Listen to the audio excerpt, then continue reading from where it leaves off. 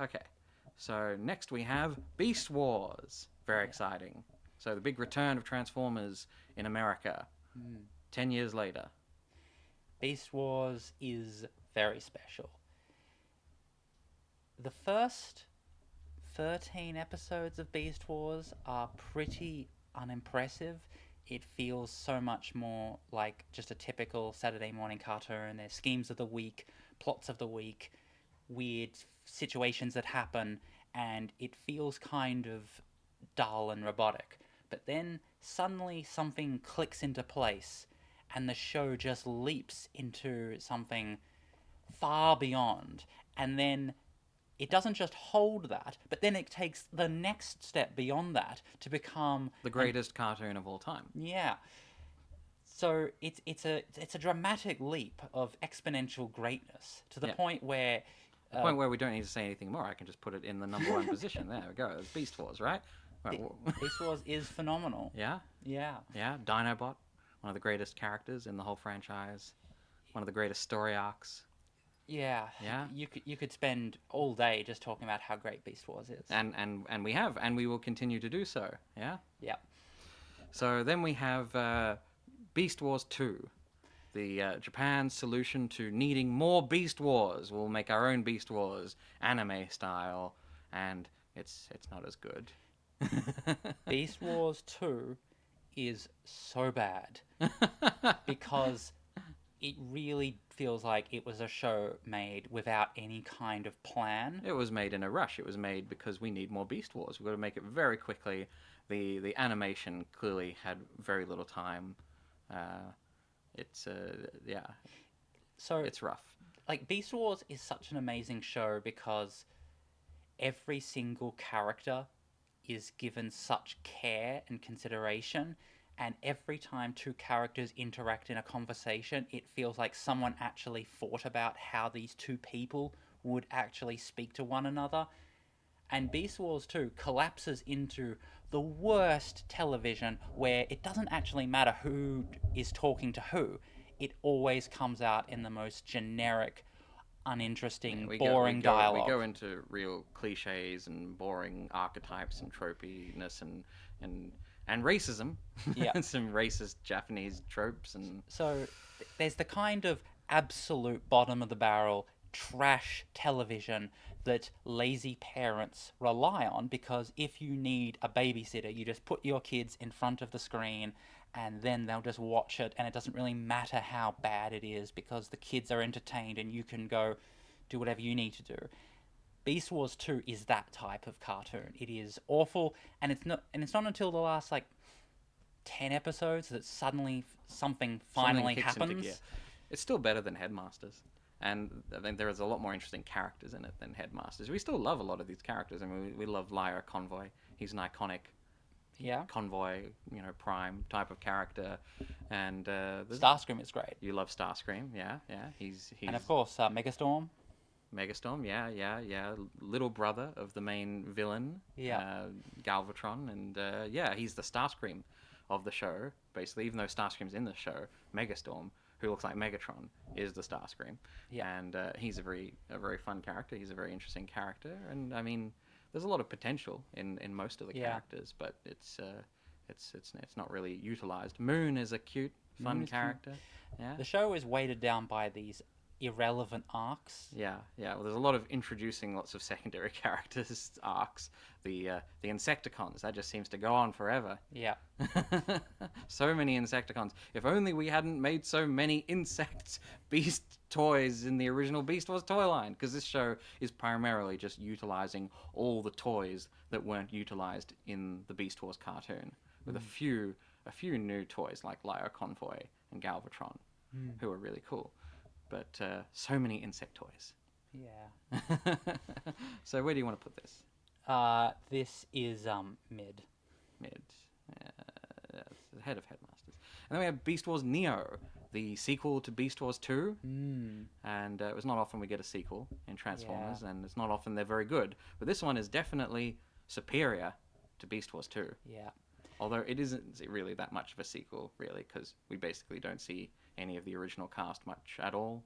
Mm. But the new cast, they're lots of fun. We've got Big Convoy, who is another great convoy, and Stampy and Longrack and Stampy is that penguin guy. They're all lots of fun. yeah. We love Stampy. Yeah, Um, he's right next to you. oh, Yeah, yeah. yeah, on display over there. Yeah.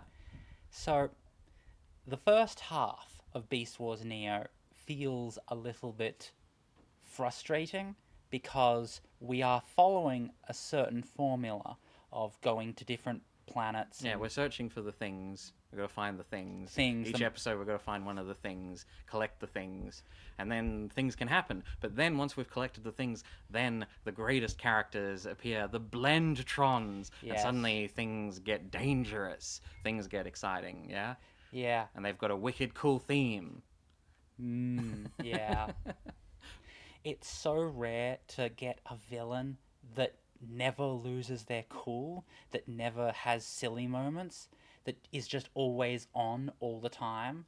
And the Blentrons are fantastic. And And it's like we just increase, like, in terms of quality and age level. Suddenly the show starts to get scary. Yeah. Because the Blentrons are not a joke. They yeah, are well, dangerous. They're the servants of, should we say, the servants of Unicron. Yeah. Yeah? And we bring Unicron in. Yeah. Which is a big deal at the time. Now we're all sick of Unicron, but you know, it was pretty fresh at the time. So if the first half was just a little bit more interesting, then this It's show a- could have yeah. been like amazing. Could have been a pretty solid show, but we're working our way towards making a solid show. Yeah, yeah. So where do you want to put This is all right. This is all right. Then we have, unfortunately, we have Beast Machines. I'd rather just go straight to the next anime, but we have to talk about Beast Machines because that happened next, and yeah. So- Beast Machines happened. That's unfortunate. Yeah, So Beast Machines is another sequel, the sequel to Beast Wars in America. We have and this is a proper attempt to do a sequel. We have the same cast of characters, but not the same writers, and it's a very different type of show, and it's pretty controversial. Yep. It has a lot of hate, and a lot of it's fairly justified. I'm of the position that Beast Machines on paper is an amazing show, Yeah, and yeah. on screen it's almost unwatchable garbage. There's a lot of great ideas. The big themes of Beast Machines are some of the biggest topics that you could ever talk about. It's basically the most philosophically, it's the biggest show that Transformers has ever made. Yeah, It yeah. discusses deep issues to do with genocide, the relationship Religious zealotry. between the Universal and the One, Yeah, to yeah. do with God, souls. One could argue that maybe its ideas were a little bit too big for itself. It got a bit too big for its britches, maybe. Yeah, so if you just look at the big ideas and you think of it like as a philosophical treatise, maybe there's something there that's really worth discussing. The problem is that it fails on just the bread and butter fundamentals of making a television show: dialogue, scene transition, motivations. The interactions between the Maximals are terrible. Their characters, they're terribly characterized, and not just in the sense of they don't feel like the same characters they did before. Even if these were brand new characters, they're really boring, banal. They just have such uninteresting banter, just make generic pop culture references, and I don't know. I mean, you know, you could argue that they were held back because they had to continue pre-existing characters that they hadn't created. Maybe that did hold them back, but I don't know. It's just because I mean the people who made the show have made other shows that are much better. So Because the thing about Beast Wars is you don't even need a plot. Just sitting there and watching the Maximals just hang out and Yeah. talk to each other yeah, in Beast Wars that's the is heart of the show, and yeah, this show doesn't have a heart. yeah. I mean, the thing is though that the characters who are original to this show, like the Viacons, their interactions are really fun. So maybe it is just that they're more interested in writing the original characters. I don't know. I mean, we love Jetstorm. We Jetstorm love is amazing. Thrust. We love Tankor. Yeah. And I love Obsidian particularly. You love Striker. Yep, Yeah, and Megatron's little Oh yeah, personal the assistant. diagnostic drone is basically the best character in the first season. Yeah. Yeah. So I don't know. I'm really it's a- sad that Night Scream never got to. Yeah, Night Scream doesn't have a lot of love. Yeah. Yeah. Certainly not from me. Yeah, but yeah, I don't know. It's a weird show. It's a weird show. Yeah, It's we'll try and unpack more about it at some point. I mean, I have a lot I want to say about the problems with the show because I feel like, with all the hate the show gets, I feel like pretty much no one actually gets to the core of why the show actually isn't very good. I feel like the reasons people list are usually not very good reasons. They're usually Yeah. baseless, silly reasons, and there's actually a lot else going on for why this show doesn't work. So, Yeah. we'll talk about that one day. We'll make a big video about that. I don't know. Yeah. Yeah. Where do There's you so want- much more to discuss. Where do you want to put It's it? mid. It's mid. Yeah, I won't put it lower than those two though.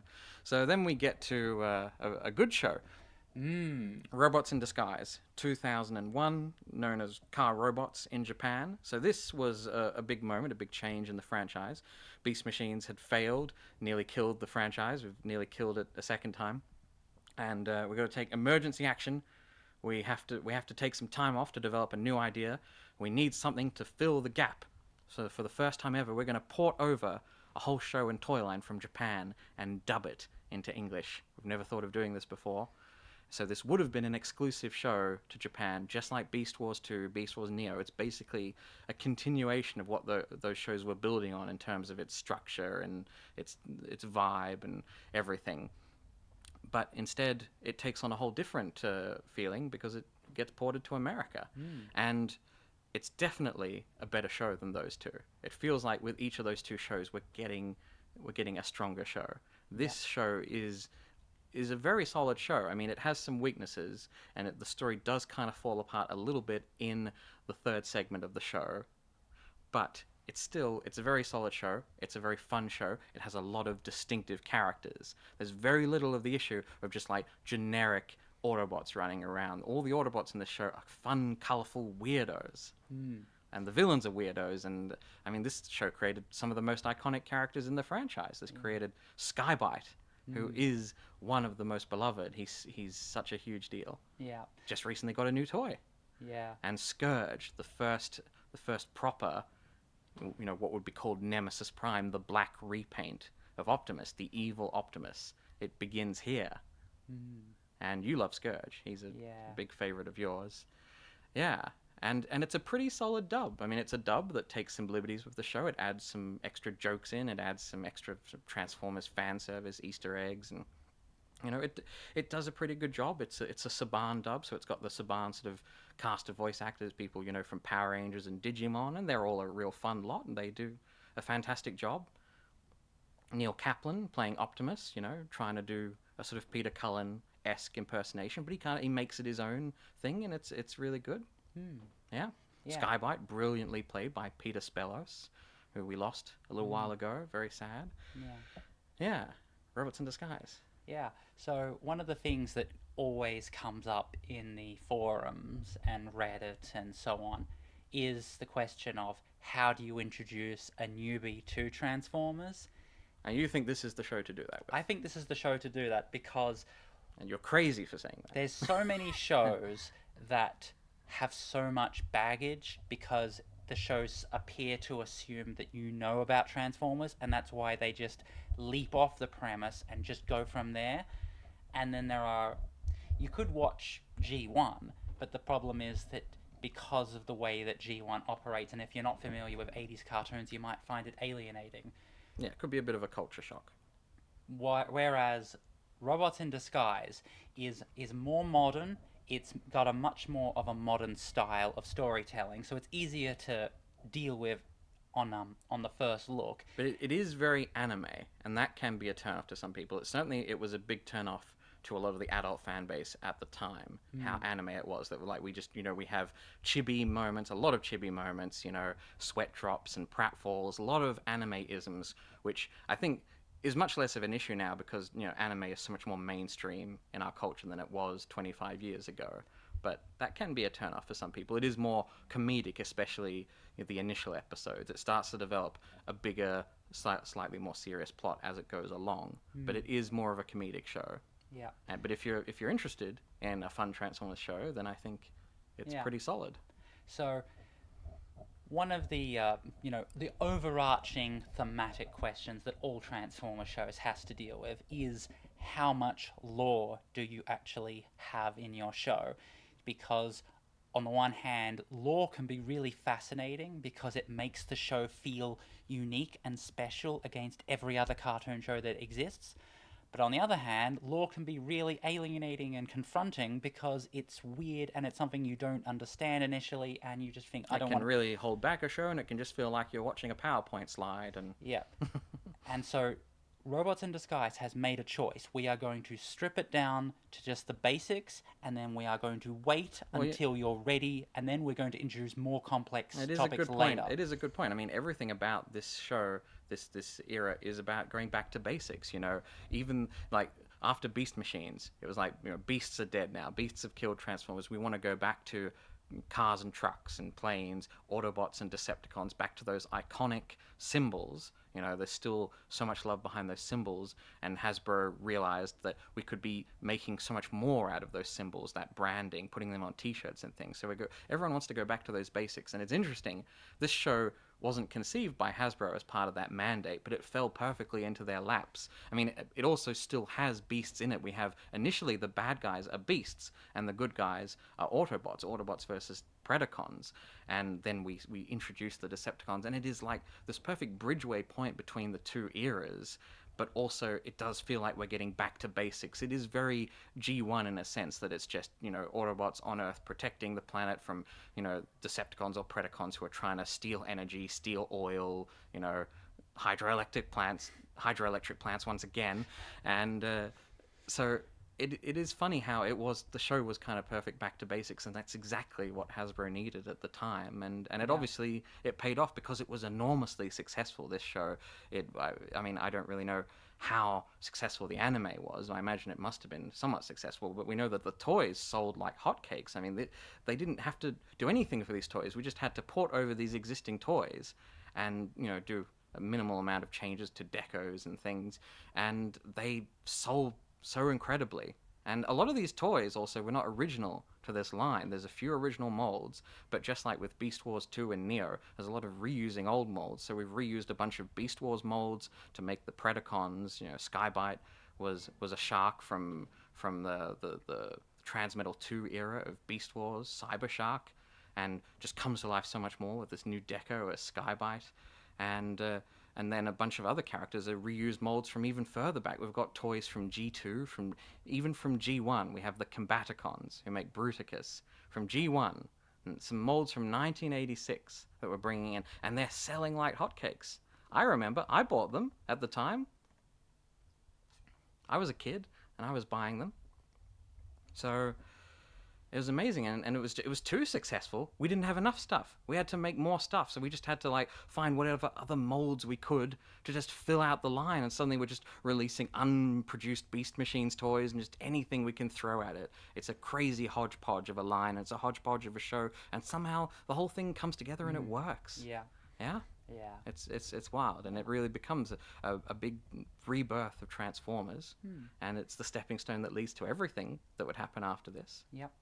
So it's very good. Ah. Is it head of G1? Yeah. Okay. So then we come to the Unicron trilogy, Mm-hmm. which is a very interesting time in Transformers. Yep. So we spent a lot of time in R&D to develop a new idea.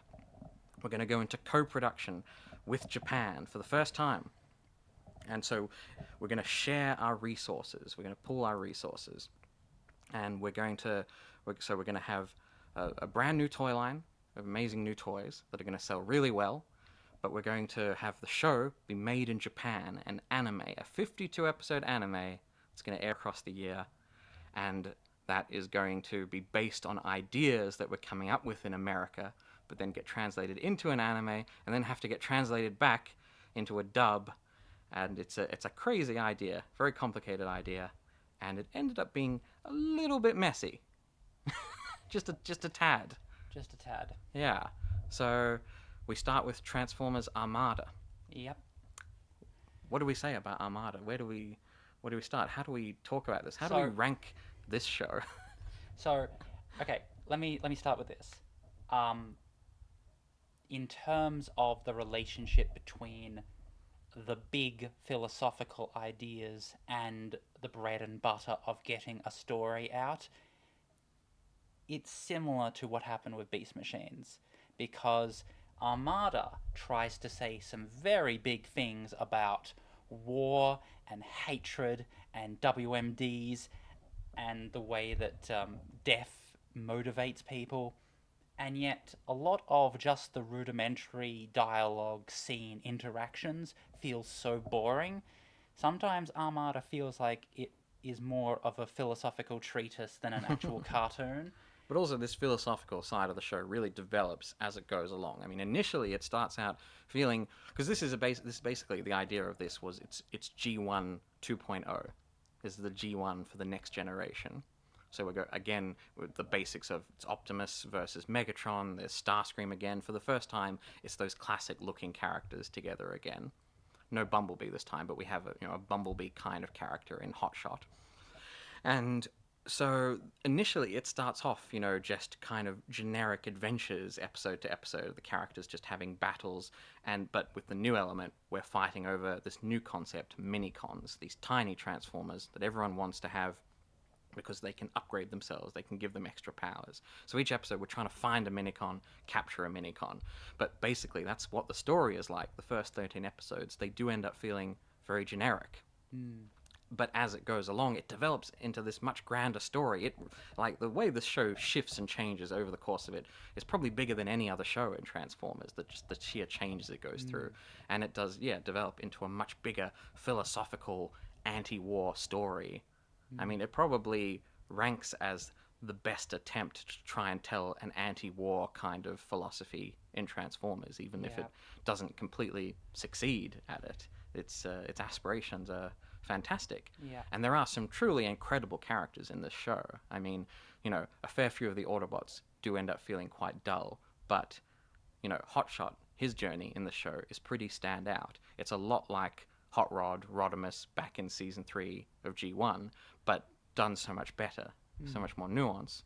And then we have Starscream, who of course is the standout. Everyone remembers from this show Starscream's journey, going from a Decepticon to becoming an Autobot to becoming maybe something else entirely, and a story arc that rivals Dinobots in Beast Wars as one of the greatest in Transformers.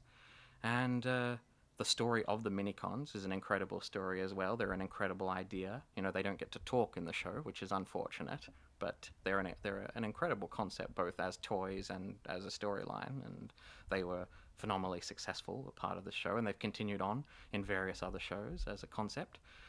And Thrust, he's a fantastic character. Sideways, there are some great characters in the show. Demolisher and Cyclonus, they're new characters who are a lot of fun, and there's a lot going for it here. It's really held down by the dub, unfortunately. Yeah. The dub did sully the show in a lot of people's minds, and to this day is a barrier for people, because it was a very rushed dub. It had a lot of just technical issues, just not even talking about, like creative decisions. It was just a show that didn't have the time to properly translate its scripts and properly check over them, and so names are getting mixed up, and character motivations are getting mixed up, and dialogue can be nonsensical at times. And in spite of that, I think most of the dub actors do a phenomenal job at trying to bring it to life. I mean, Michael Dobson does a fantastic job as Starscream.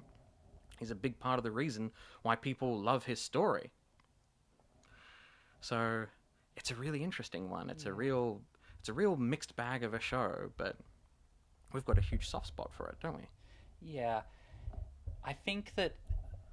So, after the first 13 episodes, from episode 14 to 38 or 39, that big bulk in the middle is some of the most fascinating, where it's trying to do various things like espionage and deal with who has access to what weapons, who's in control, who's desperate, who's swapping sides, what type of conspiracies are being laid out. And the show just is really fascinating. Obviously, it goes to another level in the final 13 episodes. Yeah, well, they're very special in all of Transformers. There's nothing quite like that last chunk of the show. And we bring Unicron back into the mix, and we, for the first time, make a Unicron toy, which was a huge deal. The first time Transformers got on the cover of Toy Fair magazine. So, one of the things that keeps coming up constantly in the Transformers shows is, in order to make a Transformers show, in order to make a cartoon show, you have to make sure that your bread and butter engagements with your characters is interesting. And Beast Wars is great, It's the standard. and everything is really going to take another level in a few years' time when Ben 10 becomes the most popular Western cartoon ever made. Because Ben 10 is just fun when you're just sitting there and just talking because they're such great characters. And that is the big weakness for Armada because two of our humans are not very interesting, and two of our main. Technically 4 of our humans. Yes. You try to forget about them. And then several of our Autobots. Yeah, a lot of not- the Autobots are pretty dull. And so. The Decepticons generally are a pretty lively, colourful bunch. It's kind of an issue in a lot of the Japanese shows. It does seem to happen a lot of the time that they tend to write the Autobots as very no-nonsense, all-business, military kind of guys who are very dull. But the Decepticons can be wacky and colourful and weird. And Yeah. it's an interesting sort of... I don't know really what that's about, although there is a counter to this, which Yeah. is coming up. But it'll get worse before it gets better. Yeah. So I think if you want people to stick around and keep watching your cartoon, you have to make sure that the characters Yeah, interacting with each other is Well, you have to interesting. make people fall in love with the characters. Yeah. Yeah, that's where it starts. Doesn't matter how good your plot is. You got to have the heart. You got to have Yeah. the characters. Oh boy. Yeah. So yeah, the show does struggle with a lot of that. but- I think. But do we rank it based on the dub at all, or do we rank it just based on the Japanese version, which is a coherent show? I think that most people in the West will watch the dub, and so I think from our point of view, we should rank the dub. So Well, that's going to put it pretty low then, yeah, isn't it? it's decent. It's decent. Wow. I would have thought it could be even lower than that. Is it better than Victory? Yes. Okay. Now, where's this gonna go? Transformers Energon. Oh, boy. Ooh. You know, now there are certain names in this fandom that instill fear and rage, and Beast Machines is one of them. But there's another, Yeah. and that is Transformers Energon. Yeah. For a long time, this was considered to be the worst ever show. You know, that was before the days of Machinima existing and Netflix Transformers existing, and Yeah. now Energon is reappreciated. We didn't know what we had. Yeah. So Energon, you know, so this is a weird one Yeah. because you know we put so much time into Armada, even though it still ended up messy. A lot of time was put into it, but then with Energon, we had to go straight into it. You know, we have to do that second album, and we've got less time to put it all together, and so it does become a bit of a mess, both on the toy side and the show side. But it still has plenty of things going for it. On the dub side, it's definitely a lot worse than Armada. This is a very bad dub. So many of the cast seem lifeless, they seem unenthused about what they're doing, and we've got some amazing cast here. We've got a lot of the people that were in Beast Wars, some of the best in the business, but they can't seem to give any of these characters any life. And it's so much more incoherent than even Armada was. It's basically impossible to watch this show in English, unfortunately. But the Japanese version, you know, doesn't fare that much better. While Armada was a coherent show in Japanese, this show in Japanese, you know, I mean, yeah, the sentence structure is coherent and all that, but it makes some astonishing story decisions, doesn't it? Yeah? I mean, where do you want to start? So it's odd. So in terms of, let's start with the Transformers, and the problem with the Transformers because they're so military, they're so straight. The Autobots in this show are even more boring than in the previous show. There's barely a character between all of them, except for Roadbuster, Yeah. called Ironhide in the dub, for some reason. Roadbuster, he's the hero of the show, and he has a fantastic journey. He's one of the few characters that actually has a pretty decent journey in this show. Yeah. Yeah, So the rest of them. This could perhaps be the worst of the Transformers cartoons in terms of listening to Transformers, the Autobots, talk to each other, Yeah. because it's so uninteresting and Yeah, boring. yeah, they're very The uninteresting. humans have taken a big leap forward. I think that the humans in Energon are a lot better than in Armada. Yeah, definitely. And so in the first, Do you like Kicker? Kicker is, not well liked by a lot I of like people. Kicker. I like Kicker. Do you think that people dislike Kicker more so because of the dub? Probably, yes. um, no, I like him. Yeah, yeah. Um, No, he has an interesting story. I mean, his story isn't properly dealt with like many of the stories in the Yes. show, but it has a lot of interesting ideas going for it at the start. I mean, it's all to do with trauma and abuse, and we Yes. go into some dark places. There's a lot of really amazing ideas in the start of the show. I mean, this show is a show of two halves. The first 26 episodes are just full of amazing ideas that we just race through incredibly fast. And then the second half of the show, 26 episodes, where we don't seem to have a single idea at all, and everything happens so slowly. And you think, why did we go so fast through all those good ideas?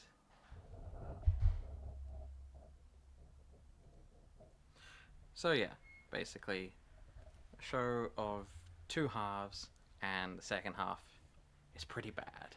Yeah. The first half feels really fascinating to watch. It's a combination of the human characters being very interesting, some absolutely terrific music, the fact that the show is advancing forward in terms of building up stakes. And we're doing something that's never been done in Transformers, really. We're doing like a proper kind of post-war sort of dynamic, Yeah. and then that all disappears. We just go back to the same sort of status quo things as usual. We dangle all these really interesting ideas, philosophical ideas, which feels like a continuation of the things Armada was dealing with. Of course, it wasn't really a continuation. This show, just like with Beast Machines, it was different writers. It was, this show wasn't really meant to be a sequel, and then it ended up becoming a sequel. It seems like sequels are always doomed to fail in Transformers. So it's a bit of an awkward middle child in this awkward trilogy. Yeah. So where do you want to put it? It is could do without. Really? That's harsh. Yeah. Poor Energon. I mean, I don't know. Let's promote it to mid. okay. Just because of the first half. Okay. Yeah. Okay. All right. Then we have Cybertron, known as Galaxy Force Yeah. in Japan. Mhm. I didn't say what the other two are known as in Japan, but oh well. Yeah. Galaxy Force. This is the jam. This is it. The best show in all of Transformers. There. We don't need to say anything more. Put it in number one position. Once again, getting your bread and butter character to character interactions entertaining. But this is the first time in Japan we make the Autobots colorful and interesting. This show feels like it takes a lot of lessons from Beast Wars somehow. And I love this show so much. You can't really comment too much on it because it's one of the only shows you actually haven't finished watching. You've only Yeah. seen a handful of episodes, but you already love it.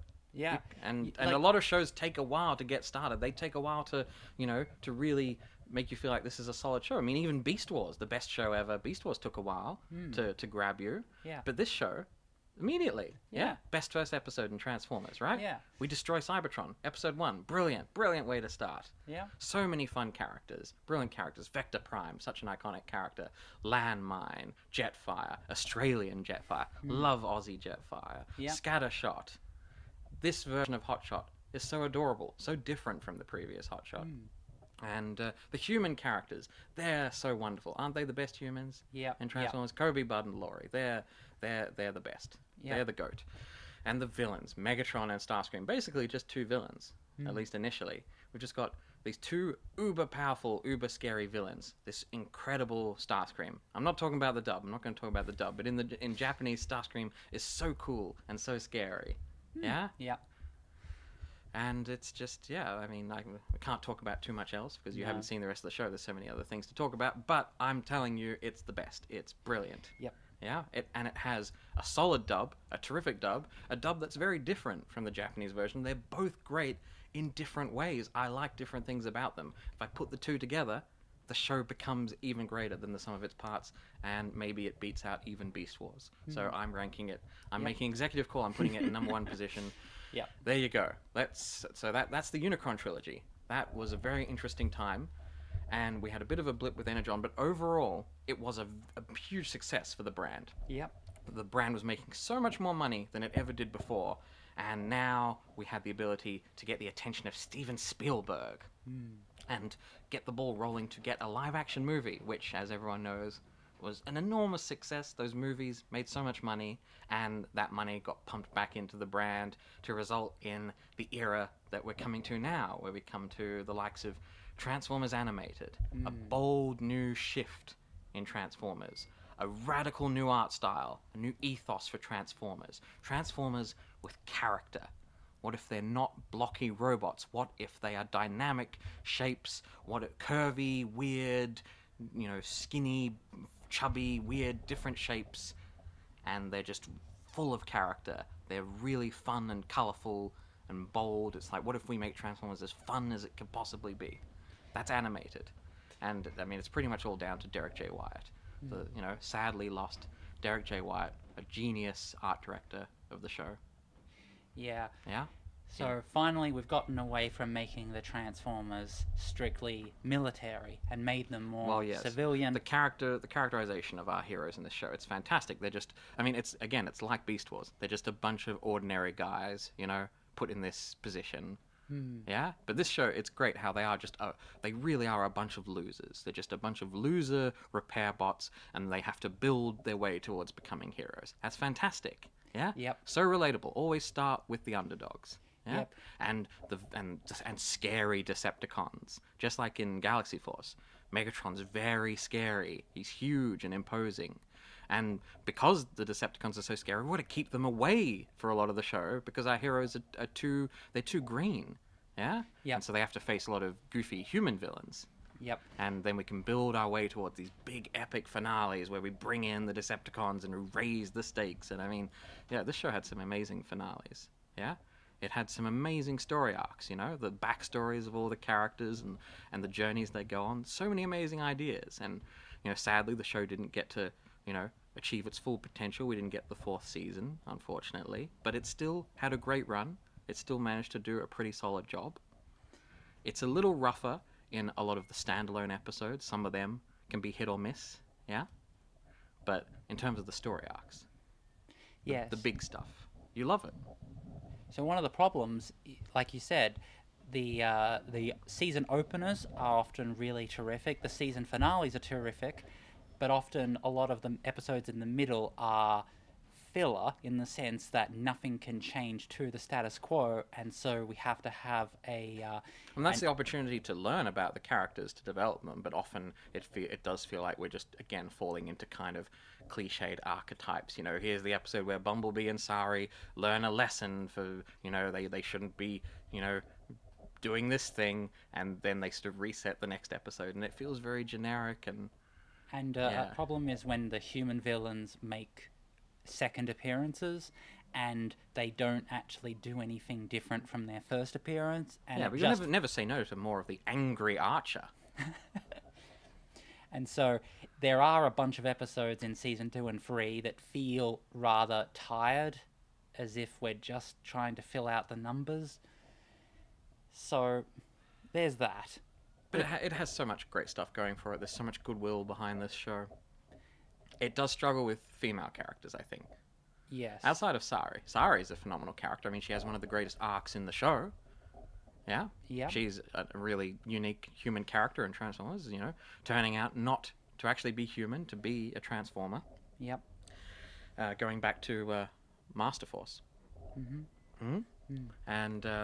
but yeah, the other female characters, it's a bit rougher. We have RC, who is a tragic character who's there to prop up a male character story, and it's still a good story, but it becomes a running pattern because then we have Elita 1, Black Arachnia, another female character with a tragic story to prop up one of our male heroes' stories, and it does become a bit of an unfortunate pattern. And there aren't that many female characters, which I mean has been a problem for Transformers.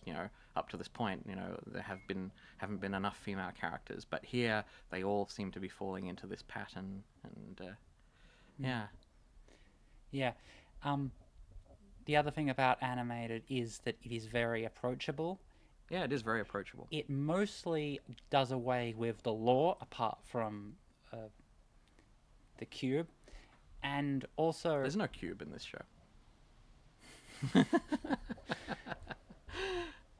and so you can introduce it to new people because it's fairly easy to get a grasp on, because the the world is pretty easy to understand. That the fact that the world is just explained through some backstory and some dialogue here and there, and then you just understand everything. Yeah, and just the fact that it's just a very fun, colourful, easy to watch kind of show. I mean, you know, it fits in so well with all these other popular shows of the time, like Teen Titans. It was obviously compared to a lot, and like you said earlier, Ben 10. You know, it's you know, a lot of relation to Ben 10.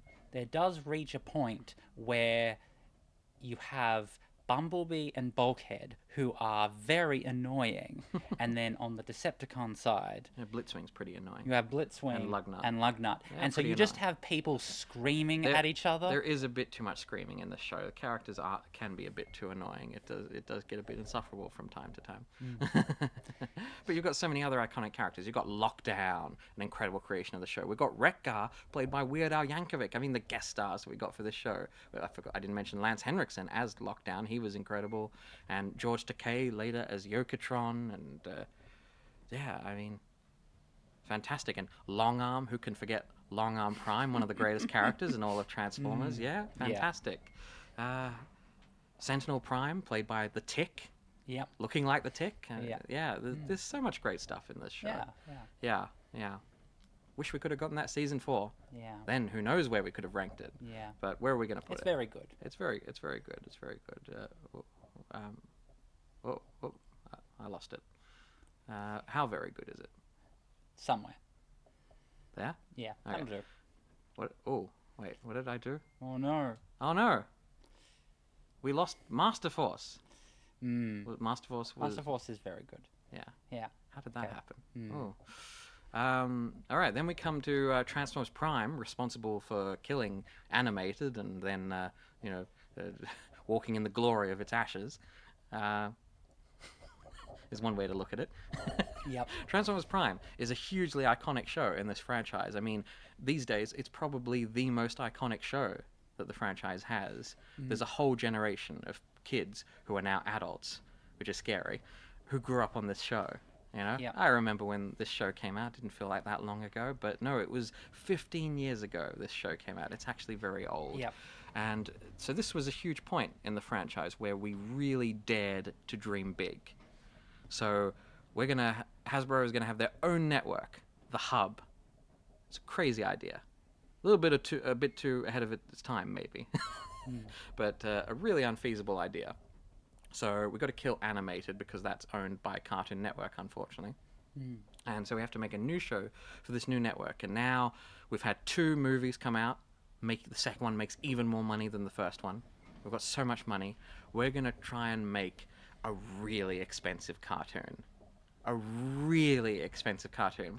Maybe the most expensive cartoon ever made still, maybe? We're talking over $1 million per episode kind of cartoon.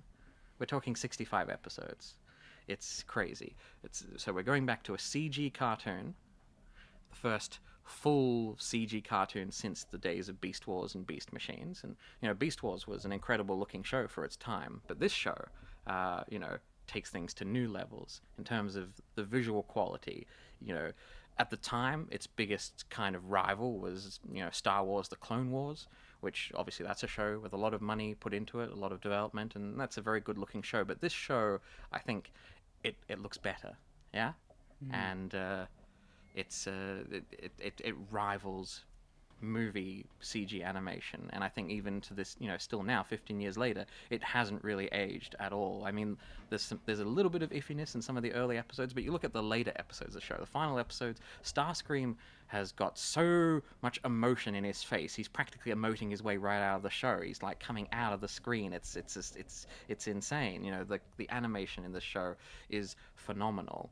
We've got an incredible voice cast. You know, we're bringing back Peter Cullen and Frank Welker as Optimus and Megatron. Huge deal for the fandom, and where we've got an incredible cast of some of the best in the business at the time, the likes of Kevin Michael Richardson, Steve Bloom, and then people who are brand new to the business, like Tanya Gennady and Sumali Montano, and and so we're just it's an incredibly well cast show.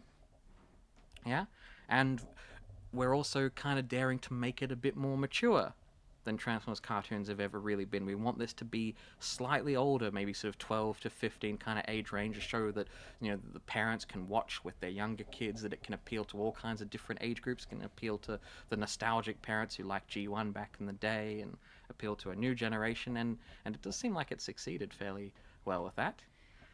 But it does have a few big flaws. Yeah? Yeah. Yeah? A few big sticking points for you and me. Yeah. So let's start with the fact that for every other Transformers cartoon that could be said to be approachable, with G1 and Robots in Disguise and animated, they are all easy as your first Transformers show, and they are all very kiddie, all wacky and big explosions and lots of hilariousness. And for the first time, we have a show that seems to be taking itself very seriously as a first Transformers show. The thing about the Unicron trilogy is that there's so much lore that you have to already know to watch it. It's probably Do not. you, though? I think so. For Armada? All right, maybe not Armada, but the other two. But here is a show that you can watch as your first Transformers show, and yet it is very serious. Not only is it got really good music, it has... well, we have an orchestral score, again with the money, a full orchestral score, which is pretty unheard of in cartoons at all. Yep. So it's got great music. It has very slow, heavy acting, so it feels the pace. It has a slow, heavy pace. It feels like a live action drama. It wants to feel like a live action drama. It wants to compete with what the live action Transformers movies are doing, and maybe even supersede them. Yeah. And it has a terrific soundscape. Every yeah. time someone walks on a metal floor, you can hear the echo. Yeah. It feels like it's an actual living environment. We've taken the show so seriously in so many areas of production. What could possibly go wrong? And we won a slew of awards. You know how many awards this show won? So many awards. I mean, not many Transformers shows win awards. Before this, I think we only ever won one single award, which was for production design and Beast Wars, so go Beast Wars. But this show won, I don't know, what, 10, 20, 30? I don't know. It won so many awards. It was certainly nominated for many and won so many of them. And, it won awards for almost every area of production, for things like music and design and art and color and everything. And do you know what it never won any awards for? What would that be? For writing. Writing. Oh. And also Peter Cullen was nominated and he didn't win an award. It seems like we skipped out on the writing. So for all of its supposed maturity, it turns out to be an incredibly derivative Saturday morning cartoon full of gimmicks and MacGuffins. In one episode, we literally just do a G1-esque plot where Starscream steals a giant mirror in order to melt the Arctic shelf. Yep. I mean, that's a G1 story. Yep. And the show becomes so afraid of contingency that it becomes obsessed with the status quo. It becomes ludicrous how attached it is to the status quo when the opening episode dares to shock you by casting The Rock and then killing The Rock. Oh, and obviously, I mean, in hindsight, it makes sense. We have to kill The Rock because he's too expensive. But we kill a fan favorite character, Cliffjumper, in the opening minutes of the show to try and say, this is not your father's Transformers. This is different now. This is edgy. This is, characters will die. Anyone could die at any second. That's the type of feeling we're trying to instill. And it turns out, no, nobody can die. Yeah? Except unless they're too expensive. Yep. The only people that we kill in this show are people who are too expensive and we needed to save some money. Yep. And usually it results in poorly thought out plot decisions, character arcs getting abandoned, and ooh. Yep. So unfortunately, there are these huge swaths of season 1 and season 2 that are pretty much forgettable because they are so scared of doing anything dangerous, and it just becomes Saturday morning cartoons.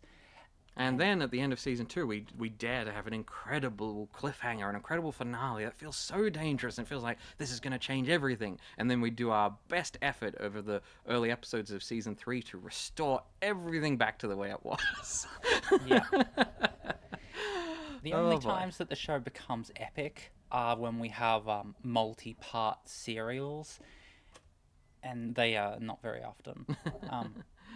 But, there is some incredible characterization. Even though the writing has plenty of faults, there are lots of characters who are well characterized. I mean, Bumblebee isn't one of them, and Optimus isn't one of them. But no, we'll always remember Knockout. Yeah. Darren Norris as Knockout. I mean, he's a standout, breakout character of this show, still beloved today. Yeah, an iconic queer character in Transformers. And, Starscream, who I have, there's a lot of flaws I could talk about in his story arc. He is an incredible character. He's incredibly fun. He's incredibly well performed by Steve Bloom. Yeah. And I mean, RC is a great character. Bulkhead is a great character. There are Ratchet. Ratchet steals the show. Jeffrey Combs is Ratchet. Yeah. He takes over the whole damn show. He's incredible. And this version of Frank Welker's Megatron is incredible. Yeah. Yeah. Soundwave is fantastic. Doesn't say a word, but still incredible. Yeah. There are some amazing characters. They're just really in need of a show that will, do something with them. And Yeah.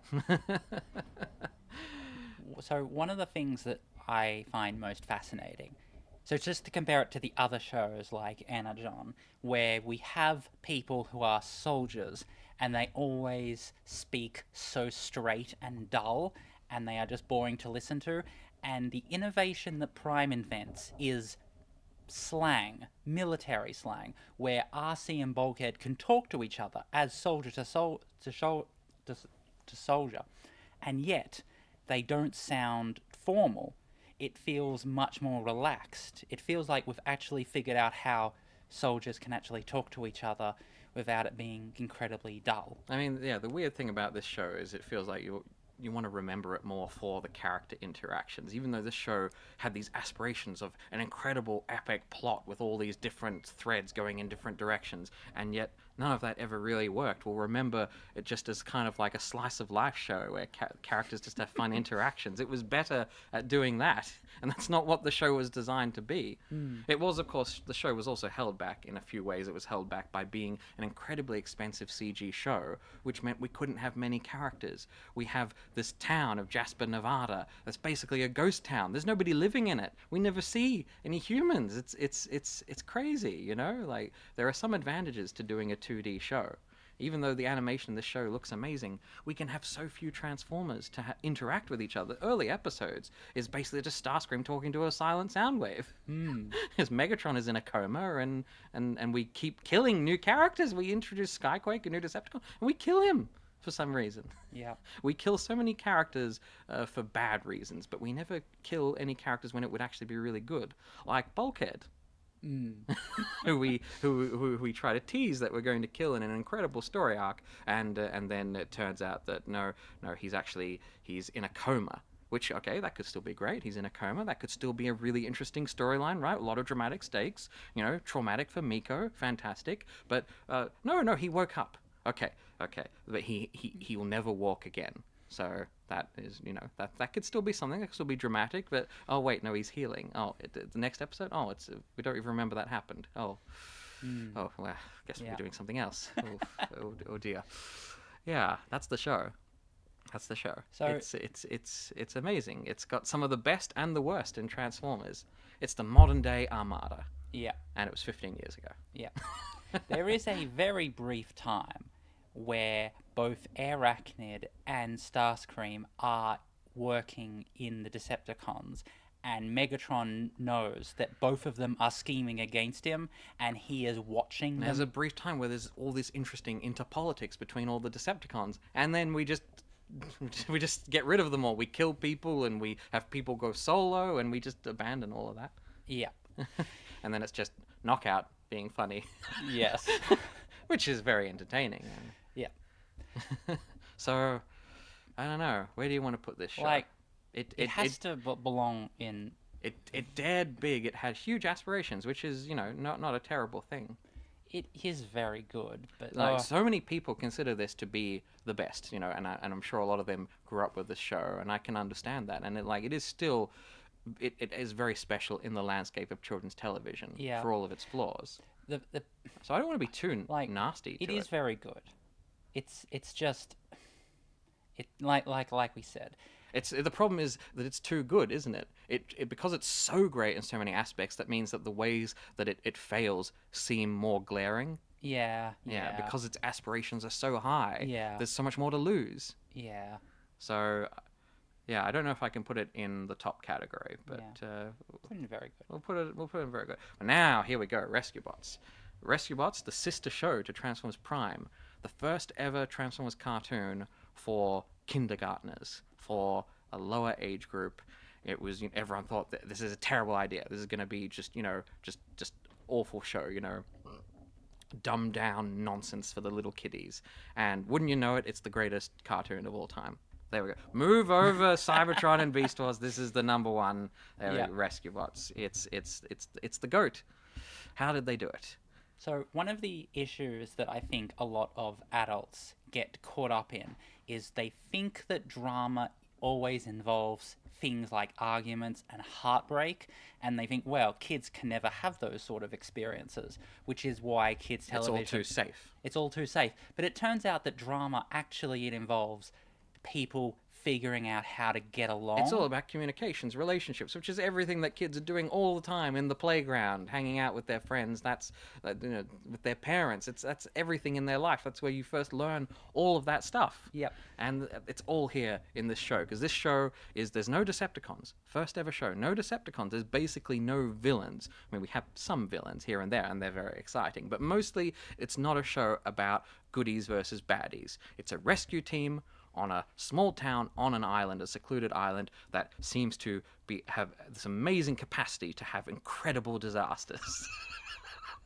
And we just have to save people from them, and it's about epic adventures, saving people, pulling off rescues, and then the rest of it is just interpersonal relationships between the characters, and especially the relationships between Transformers and humans, which has always been one of the greatest ideas in Transformers, which was started by the first ever Transformers writer, Bob Budiansky, who wrote the first Marvel comics. He envisaged that being the key cornerstone of Transformers, and yet that potential has almost never been utilized.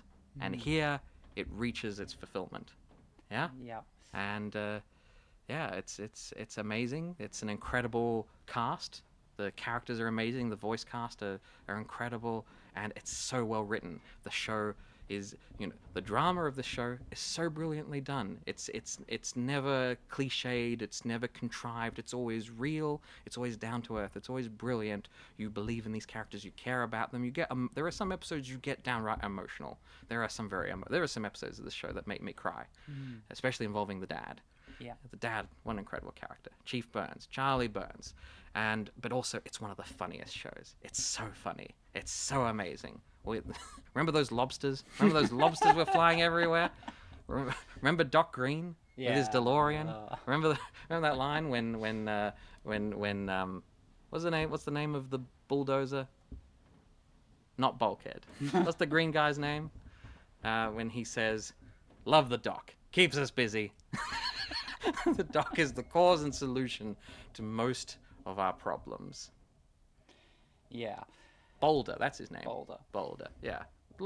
Incredible cast of Autobots. The 4 Autobots, I mean, with Heatwave, played by Steve Bloom, such a lovely character. Yeah? Blades. Oh my god, Blades. Yeah? Yeah. Yeah? He's so funny. He's so camp. One of the greatest camp performances of all time. Yeah. And Boulder, yeah, fantastic. And Chase. Oh my god, Chase. Beautiful autistic Chase. Yeah. And all these characters also could fall into such cliched archetypes. When I first watched the show and I first saw the first couple of episodes, I was like, oh, this is gonna be rough because we've got, just like the hot-headed Autobot teamed up with the hot-headed human, and they're at loggerheads. And I thought, oh, this is it's gonna be like Animated, where they reset every episode, they learn a lesson about working together, and then they're back to bickering next episode. And it was like, no. This episode never does that. I mean, sure, they do continue to have a bickering relationship, but it is constantly developing. They're constantly becoming closer, becoming friends. Initially when they're really nasty in the first couple of episodes, that disappears in a couple of episodes. So many other cartoons would just keep that status quo of that relationship because that's the easy thing to do. That's the comedy dynamic we've thought up. So we'll be talking about that in the next show. But it's the characters they develop. And this show is a long show, yeah? It's the longest ever Transformers show. It went for 4 seasons, Yep. each 26 episodes. So that was like several episodes longer than G1. The 2 Rescue Bot shows 104 get 100 episodes. 104 episodes. G1 was 98. Yep. It's amazing that the kiddie show should be the longest. But I guess it was easy to produce because of its animation style. It's a puppet rigged 2D animation style. But they really use that to their advantage as well. The animation is amazing. I mean, this is the best puppet rigged 2D animation you've ever seen, right?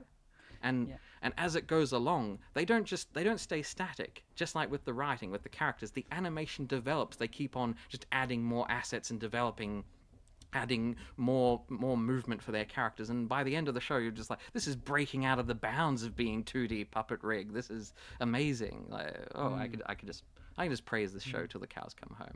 What else is there? So obviously, like, the overarching theme is the sense of belonging. Yeah. This feeling that because you're different, at the end of the day, you're going to get rejected no matter what you do.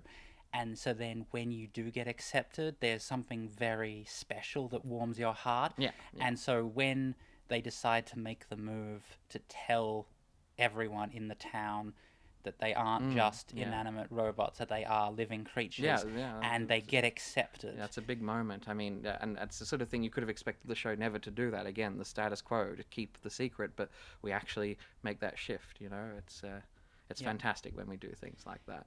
But my personal favourite moment from the show is when the rescue bots get body swapped.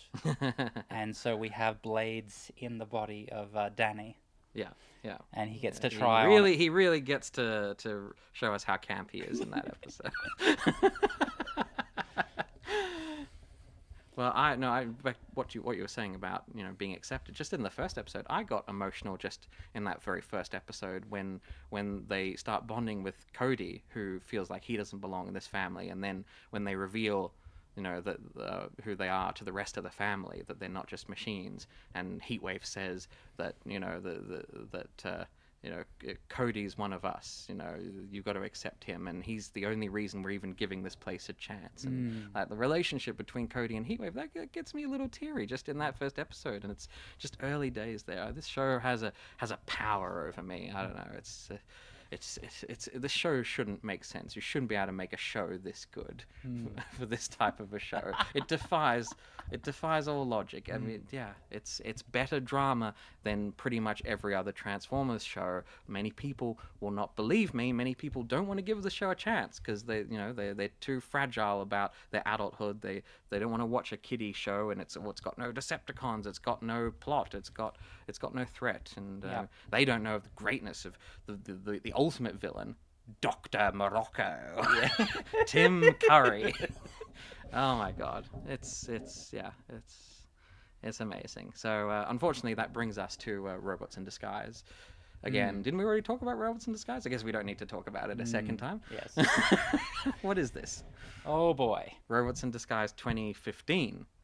It goes to show, like, there is no one-to-one relationship between kiddiness and adultness and approachability and alienation. This show, because this show is a sequel to Prime, and it uses a lot of the same animation studio, similar assets, but a different art style, a bit more of less expensive way of making the show. But it's a continuation of that era, which had been so tremendous in so many ways. But we need to downscale, and we want to make it a bit less heavy, a bit softer, which is fine. You should be able to do it because Rescue Bots is way kiddier than what Prime was trying to be. And this show is meant to be somewhere in between, so there should be no problems. Just make it like Rescue Bots, but with Decepticons. Yeah. Yep. And instead, this show is the worst attempt at Transformers to do a fun, child-friendly type of show. Yep. This show is rough. This show is it's long. It's 72 episodes or something, Yeah. and it does not deserve. It does not. It should have been cancelled after 13. It is horrifying how many episodes are utterly forgettable because it suffers the most from Saturday morning syndrome. Yeah, but it even dares to constantly tease us that there are ongoing storylines, that there are bigger threats developing, and then they never cash those checks. They never turn into anything interesting. There's constant teasing. They even tease us with returning elements of Transformers Prime. We bring back Soundwave in one of the best episodes of the show, and then we send him back into the portals. And then we do bring him back properly in the last season, but now he's G1ified and he's really boring. And we do bring Frank back to play him, which is nice, but he's nowhere near as cool as he was in Prime. It's not the same show. It's not the same sort of character. And we bring back Ratchet from Prime. We bring back Jeffrey, and we're just getting him to say the line that everyone remembers him saying from Jeffrey, say the line. I needed that. Yeah. Well, you can go home now. You don't. And we bring back Kevin Michael Richardson as Bulkhead in the last few episodes. He doesn't. We don't do anything interesting with him. We're just bringing back characters for the fan service, to get a quick fix, and and that would be one thing by itself. But the characters that we do have are so terrible. I mean, it has its moments. It has, there are nice things I can say about it, but it just gets forgotten in a sea of just awfulness. And it's interesting that the show is produced by Adam Beechin, and all of his other works are exactly like this. Hi Puffy Amy Yumi, the episodes of Teen Titans that he writes, it's all terrible. He is a scourge on children's cartoons. Why does he keep getting work? Because he can hand scripts in on schedule. And under budget, unlike in Transformers Prime. Yeah. So, once again, we go to the issue of, can your character-to-character interactions be interesting? So and here they can really they can do a number on you.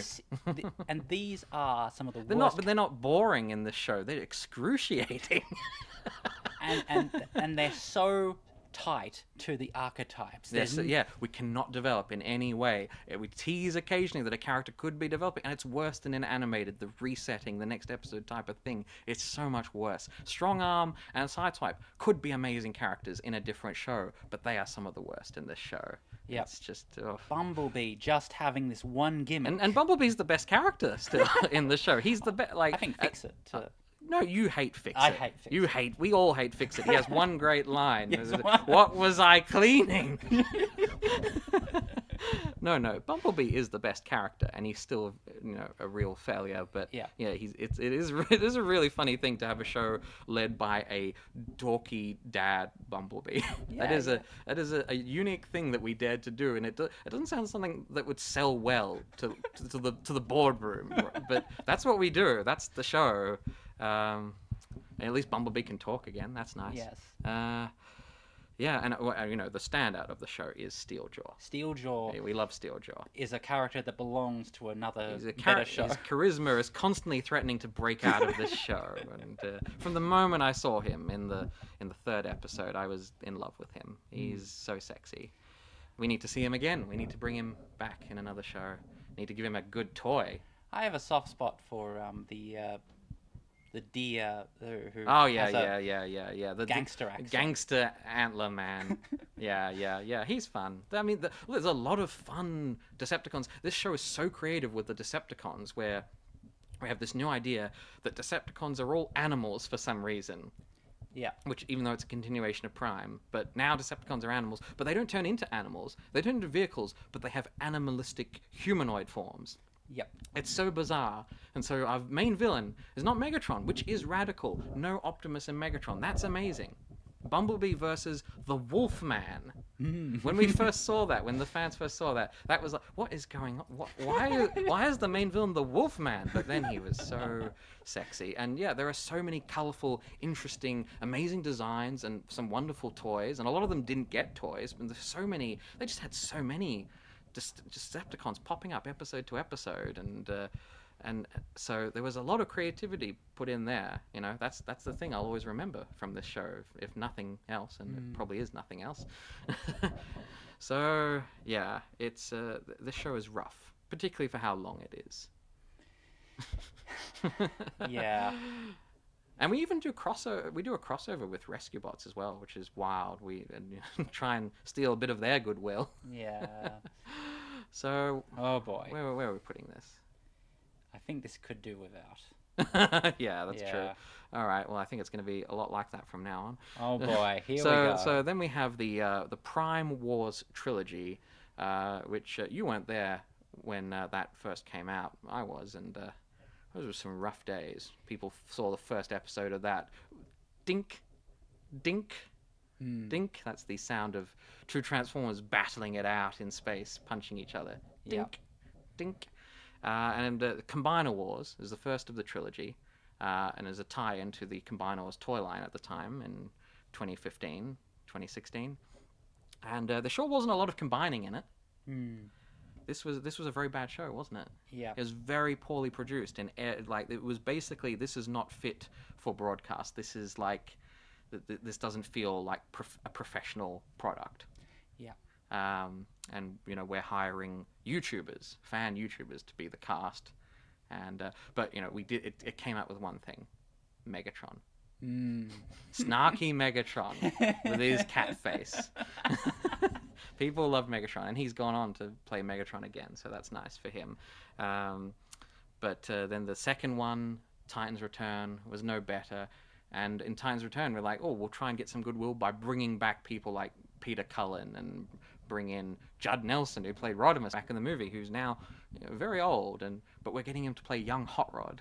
And it's very odd. And we're also going to process the hell out of everyone's voices, so like it barely even sounds like you hired real people to play them. It could have been anyone. And Yeah. and then you didn't even watch the third one, and actually neither did I. we've never seen Power of the Primes. Optimus Primal's in it. I hear he's a despot or something. Okay. Yeah. So I don't know. Will we ever watch that? Probably not. No. It's bad. This is definitely, I don't know. It's halfway in haven't seen, but this is definitely Yeah. could do without. So here's the thing. There are certain aesthetic qualities that Transformers have, which, if you look at it at a glance, you might notice. The robotic voices, the fact that they transform, the fact that they live on this metal planet named Cybertron. I don't think they should ever have robotic voices.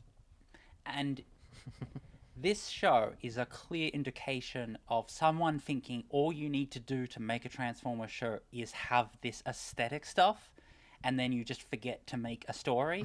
But also the animation is truly terrible. It is really bad animation. Yes, there's no story, and it was in tiny 5-minute chunks, and each chunk had nothing happening, and this was also Windblade's first big appearance on screen in a show, which was really sad for her. You know, gave her a bit of a bad name. Then she got to appear in Robots in Disguise, and she has, you know, done much better in other shows since then. She's one of the highlights in Robots in Yeah, Disguise. You yeah. know, she's better than most of the main cast in that show. Yeah. Yeah. It really feels like a show that was made by people that are not storytellers, that just want to use it as like Well, a it would make marketing That campaign. would make sense since it was Machinima. Yeah. But then we have Cyberverse, which is a weird show. Yes. It's a weird show. So You were actually here. This is the first show that you were here for the first airing of, and it got off to a rough start. yes. So for context, like Yeah. 2015, 2016, it's a very bad time for the franchise. Yeah. The movie series has collapsed. No, that doesn't happen until 2017. Right. We But it's buckling. yes. we went from Prime to RID to Machinima. So I mean, Machinima wasn't like the next step. Machinima is like a side step. You know, it was happening simultaneous. So- but yes, both from the movies and the cartoons, everything is falling apart. The franchise might just die. and now here we are in 2018, and this is our first main cartoon since Robots in Disguise, which ended a year earlier, and this is a non-union production. Yes. There was a bit of a scare that there was going Filthy to... scabs. Yeah, filthy scabs. There was a scare about there being a strike, and Hasbro got all scared and went non-union before a strike even happened. Yeah. And the strike didn't actually happen. Unfortunately, we didn't get some strikes for years and sorted Yeah. that business out. But yeah, this is a non-union production. So You lose points for that. yeah, it's rough. I mean, we'd never pay for we never pay for Cyberverse, and we never did. We Yeah. just watch it on YouTube anyway. But Yeah. yeah, so it's a bunch of voice actors you've never heard of, for the most part. Actually, I mean there's a couple of people. There's someone who was in Daria is in this playing Megatron, so that's nice. But yeah, and the animation is a new company, Boulder Media, company that Hasbro bought and then subsequently sold off. Yeah. So that was nice. And it got off to a rough start where we have, once again, a mute Bumblebee communicating through the radio.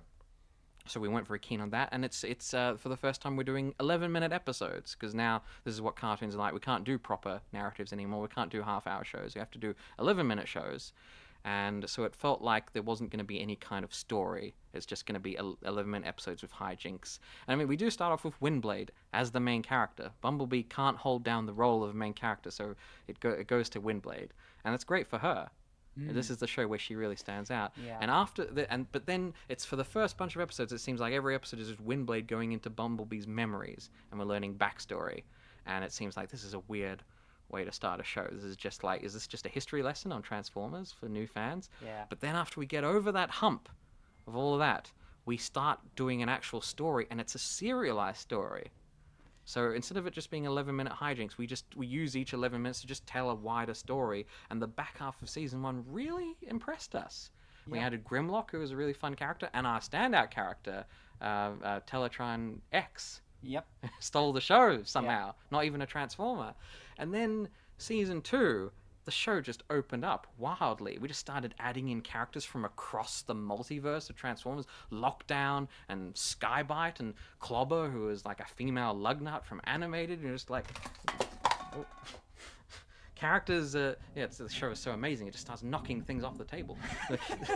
Characters just were going wild, and plots were going wild, and the show got really imaginative. And then it even went for a third season, and just like wild stuff. We added Tarn in from the IDW comics. There was no limits to what this show was willing to do. And by the end of it, it was like, this was still a weird show, and it still kind of didn't feel like a real proper show that's meant to be on television, because it never was on television. This was like a web series, even though it's the main cartoon. But it ended up being a lot more than we ever expected. Yeah. And like the animation at first seemed like it was going to be a bit rougher, but it really, like, they utilized the animation to their best advantage, and they added in so many characters. I mean, more characters than any other CG Transformers show ever dreamed of. There was like 100 characters by the end of the show, and they're all just running about doing things. And we start doing the Matrix. We just cribbed the Matrix for a whole plot line, and that was wild. Yeah. And I don't know. This show is weird. Yeah. Like, there's something really exceptional about this show. The fact that it's just not afraid to dip into the weirder parts of the canon. Yeah. And it introduced May Cat into the franchise, one of the best writers that we have, and they were responsible for a lot of that weirdness. And there is something... It introduced gender fluid Transformers. Yeah. There is something adorable about this type of fan service, where it's like, this is a weird franchise. It's just a love Only letter. the weirdos will be here watching this, and we're just going to do the weirdest parts of the canon, and we're just going to have these super eccentric characters show up, and we're just going to have a lot of fun. Yeah. If there's one way I could sum up the show, it's too mega. But it does lose a lot of points for being non-union. Yes. So I don't know. Where do you want to put this? So it would belong in very good, but I We'll think have it belongs in I'll have decent. to demote it. Put it even Yeah. below Neo. And then we have the other non-union production, unfortunately, and it's the sequel to Rescue Bots, the greatest ever show, but we're making it non-union, which is really sad, because the characters come back. We see the original 4 Rescue Bots, we see Cody, but it's a very different sort of show. So it's interesting. This is another really weird one. It's not trying to do the same thing as Rescue Bots. We can't do half-hour shows. It's 11-minute shows, and this is hijinks. Every episode is just 11-minute hijinks. So we're not trying to tell the in quotes grander stories of rescue bots. And yet we turn it all to our advantage. And it is sad to not hear those voices again, to have to hear some non-union people stepping into those shoes. But the new characters of the new team of rescue bots, the trainees, we have the return of Hotshot, we have the return of Wedge. Whoever thought we'd see Wedge again from Robots in Disguise? We have Whirl, a brand new character in this young girl version of Whirl, who may actually be the daughter of the original Whirl, and Medics and Hoist. Yep. It was Hoist, wasn't it? Yep. Yeah. It's an amazing team. They're so adorable. They're so wonderful, and this show is so funny. It gets wild. I mean, if people haven't seen the balloon episode, that is some of the greatest drama in all of Transformers. Just like with Cyberverse, this show just bursts out of its supposed limitations, and it's just so wild and weird. We've never finished watching it, unfortunately. It's a long show. There's like, There aren't a lot of seeds. there aren't a lot of seeds? Yeah. Yeah. Well, I can't find this show anywhere. It's hard to download it anywhere. You can't watch it anywhere. We've seen the first season, and we've seen like a bit of the second season. But there's like a whole second half of season 2 I can't find anywhere. But someday we might watch it. But I don't think we'll learn any revolutionary lessons, finishing the show. I don't expect any grand plots to develop. But it's No. just, it's lots of fun. Yeah. And Whirl is going to be one of those characters who's going to be remembered for the ages. She's so special. We need to see her again. So, where do you want to put this? Let's put it in, all right. Yeah. Yeah. It would belong in very good, but... And then, unfortunately, this happens. Oh, boy. So, Oh, boy. So this is another sidestep show. This isn't the main cartoon. So this is happening simultaneously with these shows. This is on Netflix. We're going to have a Netflix original trilogy, each season having 6 episodes. And this is going to be the first proper... I mean, there's the Machinima, but this is the successor to the Machinima. But this is more of an actual show. And so it's the first real proper Transformers show to be for an adult audience, solely. Mm-hmm. And it really shows how badly that can go. RID 2015 showed us how badly a kiddie show can go, and this shows you how badly an adult show can go. Yep. This is the most boring Transformers show ever. And it's not as incompetent as the Machinima show, but it's so boring. Everyone has said this show is moving at a catatonic pace. It seems like somebody just turned the speed down. Everyone's talking really slowly. Yeah. We watched the second season at double speed, and it was the only way we got through it. Yeah. So there is a real problem that a lot of adult Transformers fans have, which is their equivocation between seriousness and entertainingness. Yeah. And it's as though when you're having fun, that's immature. When you're taking things seriously, that's proper. Yeah, so I refer to it as fragile adulthood. Yeah, and we saw from Beast Machines just how bad this can get, where you never can relax, you're constantly in a state of tension, and it's boring as all. Yes. And here, everyone is always serious and glum and depressed, And it's speaking really slowly on top of that. it's unwatchable And how boring it is. And the vocal performances are terrible. Even though some of these people are competent people who have done better performances elsewhere, but everyone is just giving such a flat performance. You can't tell who anyone is between the processing on the voice, their performance, how slow they're speaking. You can't, and all the characters are just the toys for this toy line. They just look rigidly like the toys, which makes them look very awkward sometimes, a bit like in Energon. But I mean, animation-wise, it's way better than the Machinima. It's the same studio that animated Prime, and it's definitely closer to that. It has, it tries to have interesting, colorful lighting, and it has proper, fluid movement. But in terms of just like expressive acting animation, it still is really rough on that, and I mean that, but that complements the vocal performance. So the only 2 characters that I remember with any level of fondness is Jetfire Yeah, you like Jetfire for some reason. and Shockwave. Yeah. Because Shockwave, being a sociopath, is not concerned about what's happening, so he is more emotive, ironically, than anyone else. So I think that Shockwave gets to do a lot of things that no one else gets to You do. remember that episode where Megatron goes to visit that plant of workers, and then he has to make the decision to kill all of them. Yeah, that's the one and only time where we actually get real drama. Yeah, with that reflector. Yeah.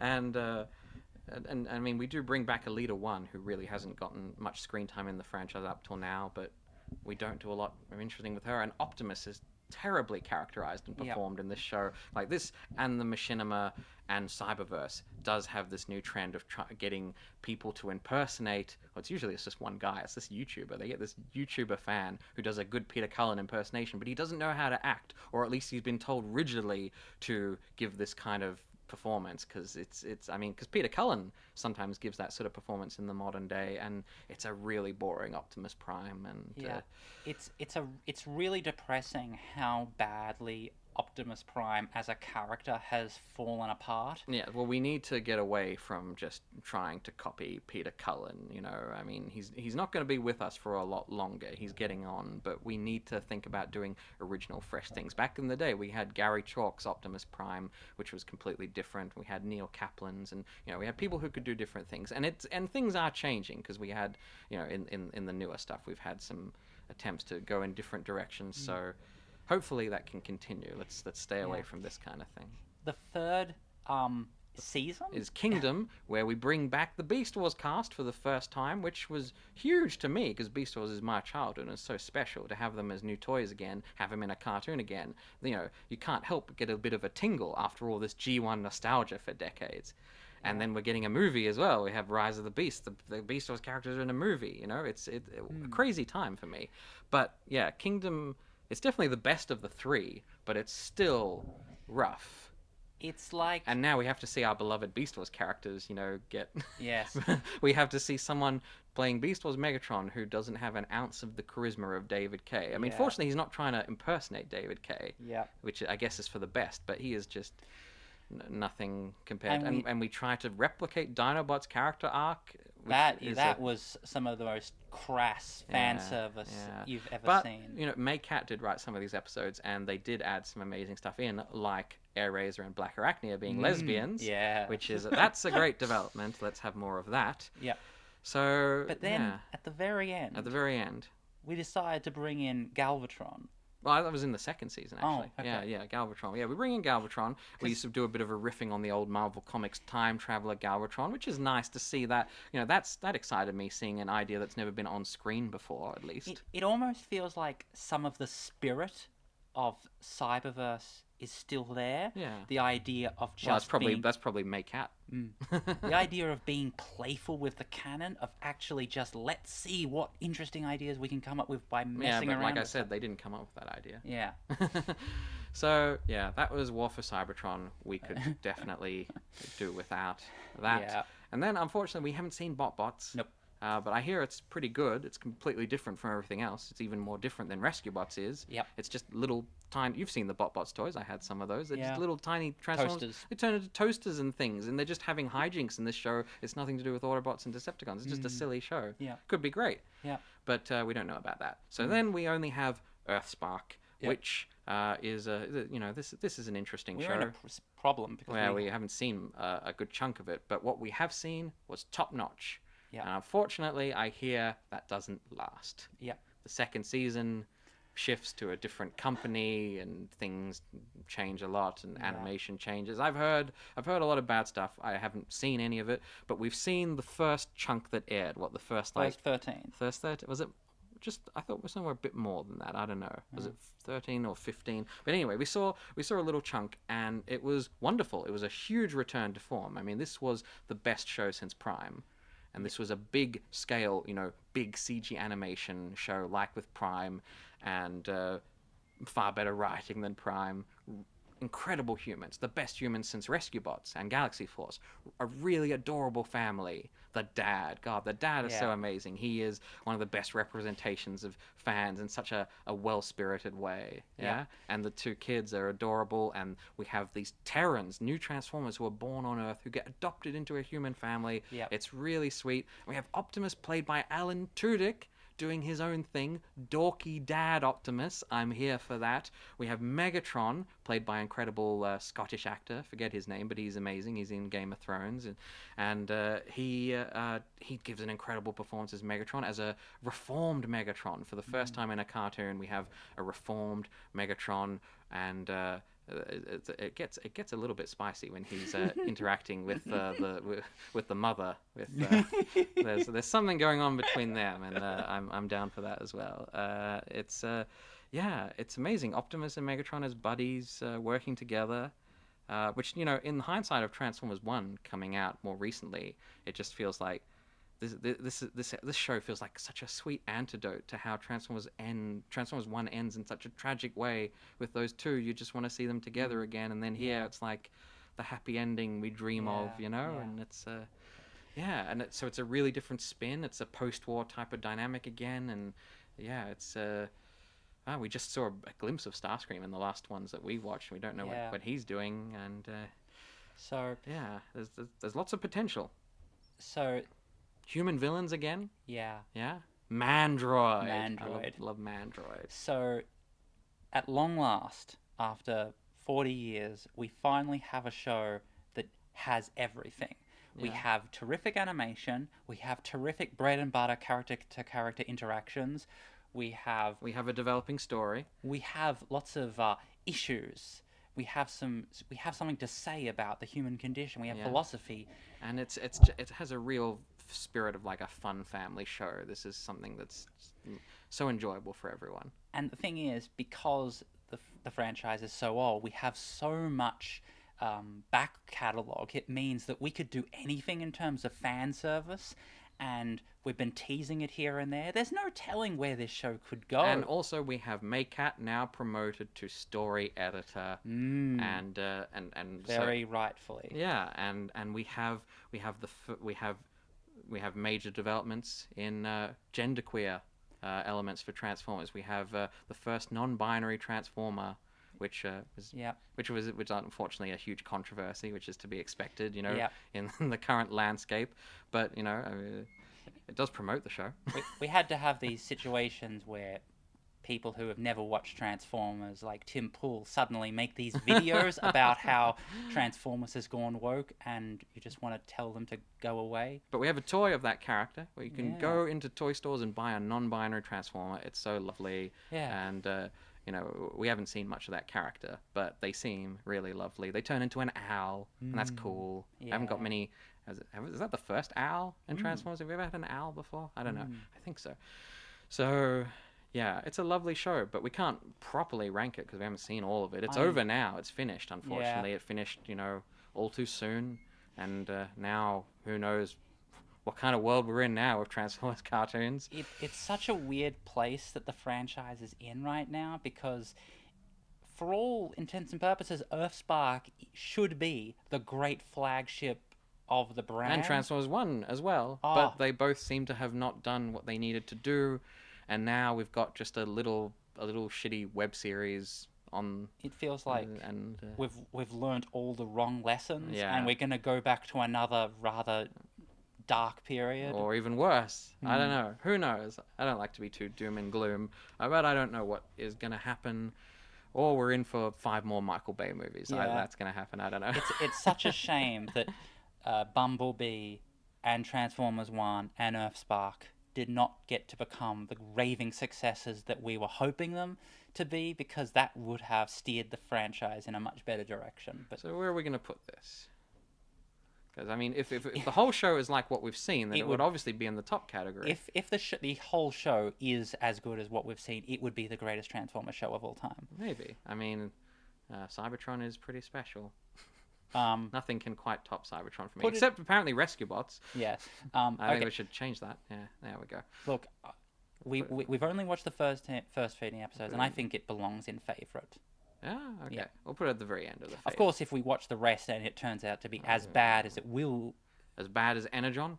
Then it will move down, but to mid. But leave it in favourites for now. Okay, there we go. That's the list. There you go. What a mix of things.